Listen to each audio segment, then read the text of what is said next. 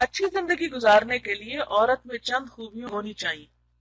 پہلی خوبی، پہلی خوبی دیندار ہونا، اور یہی بنیادی خوبی ہے۔ نبی صلی اللہ علیہ وسلم نے فرمایا دیندار عورت حاصل کرو، اور اگر وہ بے دین ہوگی تو اپنے شوہر کا دین بگاڑ دے گی، یعنی وہ شوہر کی مددگار نہیں بنے گی بلکہ اس کو تنگ کرے گی اور اس کو دین سے دور کر دے گی، اس کے اچھے ارادوں میں، اچھی سوچوں میں خلل ڈالے گی، اس پر غلبہ حاصل کرنے کی کوشش کرے گی، یعنی اسے ڈومینیٹ کرے گی۔ دوسری خوبی اچھا خلق ہے کہ بد خلق کا نقصان اس کے فائدے سے زیادہ ہوتا ہے، یعنی کسی بھی بد اخلاق انسان سے واسطہ پڑنا، اور خصوصاً بیوی ہو، تو اس میں نقصان ہی نقصان، فائدے کم ہے۔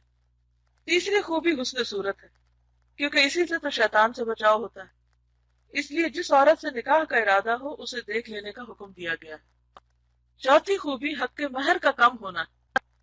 حضرت عمر رضی اللہ عنہ نے فرمایا عورت کے مہر گراں نہ رکھا کرو، جس طرح عورت کی طرف سے زیادہ حق کے مہر کا مطالبہ برا ہے، اسی طرح مرد کی طرف سے جہیز کا مطالبہ بھی اچھا نہیں۔ یعنی اگر کوئی عورت زیادہ مہر کا مطالبہ کرتی ہے، اگر کوئی عورت چاہتی ہے کہ اس کا ہسبینڈ جو ہے وہ اس کو زیادہ بڑا برائڈل گفٹ دے، تو یہ کوئی اچھی بات نہیں۔ اسی طرح ہسبینڈ اگر عورت سے کہے کہ تم بہت سی ڈاوری لے کر آؤ، جہیز لے کر آؤ، اپنے پیرنٹس کے گھر سے بہت سا مال لے کر آؤ، گاڑی لے کر آؤ، مکان لے کر آؤ، اتنا زیور ہونا چاہیے، تو یہ بھی بری بات ہے، کیونکہ ہسبینڈ کو تو رسپانسبلٹی لینا ہے۔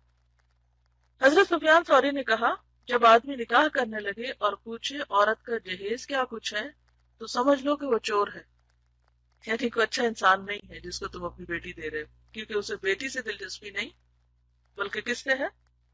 اس کے مال سے کہ وہ لے کے کیا آ رہی۔ پانچویں خوبی کماری ہونا ہے، کیونکہ شارع نے اس کی تلقین فرمائی ہے۔ یہ اس لیے کہ کنواری عورت بنسبت بیوہ یا مطلقہ کے شوہر سے زیادہ محبت کرتی ہے، کیونکہ وہ انڈیوائیڈڈ ہوتی اور اس سے بھی محبت پیدا ہوتی۔ چھٹی خوبی یہ ہے کہ عورت ایسے خاندان سے تعلق رکھتی ہو جس کی خواتین بالعموم صاحب اولاد ہوں۔ ساتویں خوبی نسب ہے، اور وہ حقیقتاً یہ ہے کہ عورت کسی دیندار اور نیک گھرانے کی ہونی، پیرنٹس بھی اچھے ہوں، نیک ہوں، تو اگر نیک ماں باپ ہوں گے تو انہوں نے کچھ تو نیک تربیت کی ہوگی۔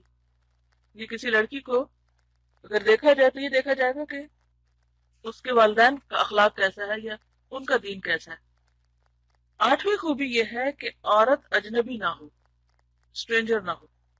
جیسے مرد کو حکم ہے کہ عورت کو دیکھ کر نکاح کرے، اسی طرح عورت کے ولی کو بھی حکم ہے کہ مرد کے دین اور اخلاق اور حالات کو دیکھے۔